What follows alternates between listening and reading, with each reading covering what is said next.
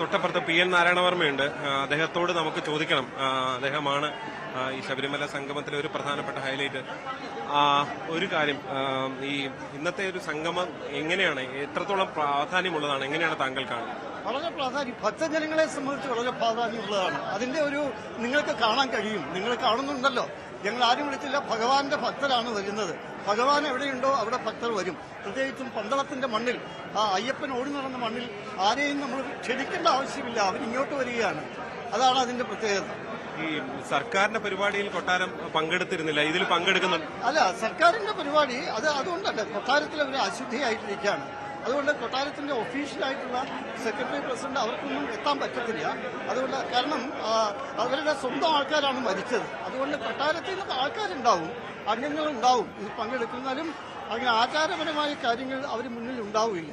അതാണ് ഈ ആ സംഗമത്തിന്റെ ഒരു വിലയിരുത്തൽ എന്താണ്? അത് സംഗമം നിങ്ങൾ തന്നെ വിലയിരുത്തിയിട്ടുണ്ടല്ലോ, ഞാൻ പ്രത്യേകം വിലയിരുത്തേണ്ട കാര്യമില്ല. കാരണം അത് ഭക്തർ വിലയിരുത്തി. ഭഗവാൻ അവിടെ ഉണ്ടെങ്കിൽ മാത്രമേ ഭക്തർ വരുള്ളൂ. അത് നമ്മുടെ മാധ്യമങ്ങളെല്ലാം അത് കാണിച്ചിരുന്നു. അതിനെക്കുറിച്ച് ഇനി പ്രത്യേക അഭിപ്രായം പറയേണ്ട കാര്യമില്ല. അതിനൊരു ബദലല്ല ഇത് യഥാർത്ഥ ഭക്തരുടെ സംഗമമാണ്. ശബരിമലയിലെ ഭഗവാനെ സ്നേഹിക്കുന്ന, ഭഗവാന്റെ എല്ലാം വിശ്വാസങ്ങൾ അടിയുറച്ച് മുന്നോട്ട് പോകാൻ വ്രതമെടുത്ത ഭക്തരുടെ സംഗമമാണ് ഇവിടെ. ഈ ശബരിമലയുടെ വികസനം അല്ലെ ഭക്തി, അത്തരം കാര്യങ്ങളിൽ ഈ സംഗമം എത്രത്തോളം പ്രാധാന്യമുള്ളതാണ്, എങ്ങനെയാണ്? അത് വിശ്വാസത്തോടൊപ്പം വികസനം, അതാണ് ഇതിന്റെ ഈ പ്രാധാന്യമുള്ളത്. അതിനെക്കുറിച്ചുള്ള സെമിനാറുകളുണ്ട്. അതിൽ വരുന്ന രൂപരേഖകൾ തീർച്ചയായും ചർച്ച ചെയ്ത് അതിന് വേണ്ടതായ രീതിയിൽ നമ്മൾ ഭക്തജന സമൂഹത്തോടും അതുപോലെ ബന്ധപ്പെട്ടവർക്കും അത് നൽകുന്നതാണ്. നാമജപ ഘോഷയാത്ര വലിയൊരു ജനസഞ്ചയമായിരുന്നു പന്തളത്ത് അന്നുണ്ടായിരുന്നത്. ഇന്നിപ്പോ ഉച്ച കഴിഞ്ഞുള്ള സംഗമമാണ് ഏറ്റവും പ്രധാനപ്പെട്ട ഒരു ഭക്തർ കൂടുതൽ കൂടുന്ന സംഗമം. അത് എത്രത്തോളം ആള് വരും എന്നാണ് പ്രതീക്ഷ? ഭക്തരെ നമുക്ക് കണക്കാക്കാൻ പറ്റില്ല. കാരണം 2018 നമ്മൾ 3000 പേരെയാണ് ഉദ്ദേശിച്ചിരുന്നത്. അന്ന് എത്ര പേര് വന്നു അന്നത്തെ വീഡിയോ ഇപ്പോഴും ഉണ്ട്. എന്റെ പഴയ 20,000 പേരോളം വന്നു.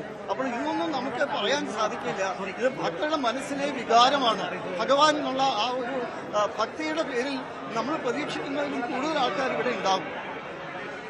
രഞ്ജിത്ത്, PN നാരായണവർമ്മയുടെ പ്രതികരണമാണ് അദ്ദേഹം നടത്തിയത്. അദ്ദേഹത്തിന്റെ ഒരു പ്രതികരണം പ്രധാനമായും ചൂണ്ടിക്കാണിക്കുന്നത് അത് തന്നെയാണ്. രഞ്ജിത്ത്, നേരത്തെ കുമ്മനം അപ്പുറത്ത് നിൽപ്പുണ്ടായിരുന്നു, മറ്റ് SGR കുമാർ നിൽപ്പുണ്ട്. ഈ ഒരു മിനിറ്റ്, എങ്ങനെയാണ് ഇന്നത്തെ ഒരു സംഗമത്തിന്റെ ഒരു ഇപ്പോ അപ്പുറത്തൊരു സംഗമം നടക്കുന്നു, അതിന് ബദലാണെന്നൊക്കെയുള്ള വാർത്തകൾ ഉണ്ടായിരുന്നു. എങ്ങനെയാണ് നിങ്ങൾ ഇതിനെ വിശദീകരിക്കുന്നത്? സംഗമം നടക്കുന്നില്ല, കഴിഞ്ഞ കാര്യമാണ്.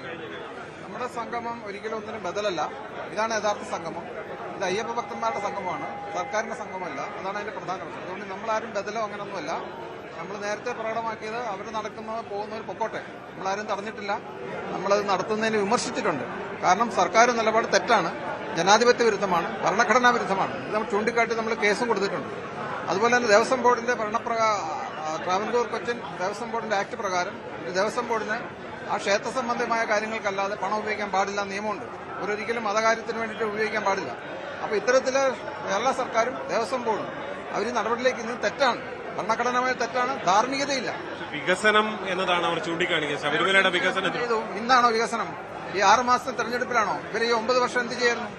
ഈ ഞങ്ങള് കഴിഞ്ഞ വർഷം തന്നെ കർമ്മസഭയുടെ നേതൃത്വത്തിൽ പ്രസിഡന്റിനെ കൊണ്ട് വളരെ വിശദമായ ഒരു നിവേദനം കൊടുത്തിരുന്നു. കൃത്യമായ വികസനം നമ്മൾ വികസനത്തിലൂടെ അവതരിപ്പിക്കുന്നുണ്ട്. മനസ്സിലായില്ലേ? ഈ ഒരുപാട് ആശയങ്ങൾ അതിൽ ഉരുത്തിരിഞ്ഞു എന്നാണ് പറയുന്നത്. അതായത് കെട്ടിടങ്ങളൊക്കെ ഒഴിവാക്കുക.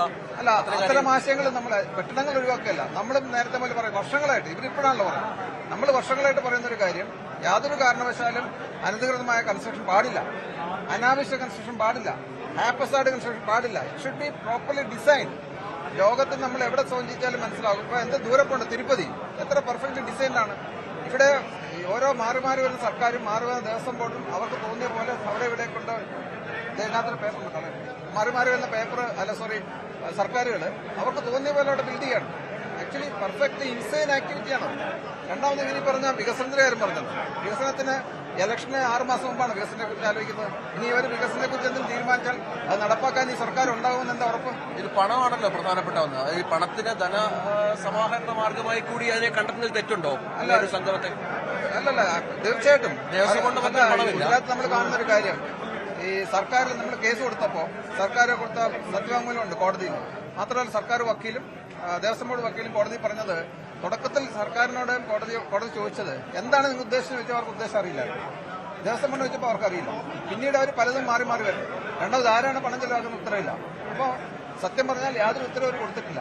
പിന്നീടാണ് അവർ പലരും സൃഷ്ടിച്ച് പത്രമാധ്യമത്തിലാണ് പറഞ്ഞത് ഇത്തരത്തില് പ്രിവിലേജ് കാർഡ്. ഞാൻ ചോദിക്കുന്നത് തത്വമസിയുടെ ആദർശം വെച്ചിട്ടാണ് ഇവർ ചെയ്യുന്നതാണല്ലോ പറഞ്ഞിരിക്കുന്നത്. തത്വമസി ആദർശം ഇങ്ങനെ വിഭിന്നത സൃഷ്ടിക്കുകയാണോ, വിഭാഗീയ സൃഷ്ടിക്കുകയാണോ? അല്ലല്ലോ.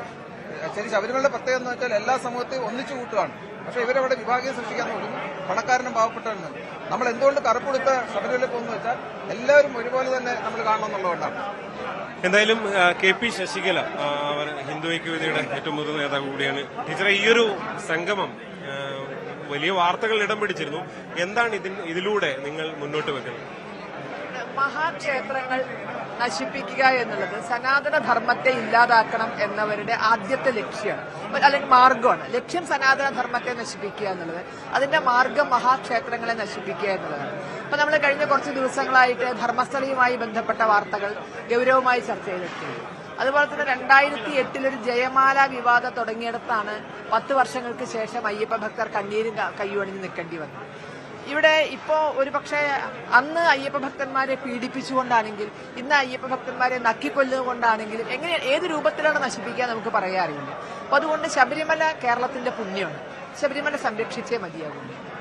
ശബരിമല സംരക്ഷിക്കുക എന്ന് പറഞ്ഞാൽ അതിന്റെ വിശ്വാസം ആദ്യം സംരക്ഷിക്കണം. വിശ്വാസം സംരക്ഷിച്ചുകൊണ്ടുള്ള വികസനമേ ശബരിമലയിൽ വേണ്ടു.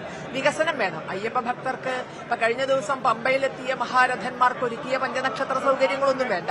പക്ഷെ അത്യാവശ്യം കുടിവെള്ളത്തിനുള്ള സൗകര്യം, മലമൂത്ര വിസർജനത്തിന് അത്തരം സൗകര്യങ്ങൾ വിരിവെക്കാനുള്ള സൗകര്യം, ഇതിനൊക്കെ വേണ്ടിയാണ് ശബരിമലയുടെ ആകമാനുള്ള വികസനത്തിന് വേണ്ടിയാണ് ആ സംഗമവും നടത്തിയെന്നാണ് പറയുന്നത്. ആ വികസനത്തിൽ വിശ്വാസം ഘടകമായിട്ടില്ല.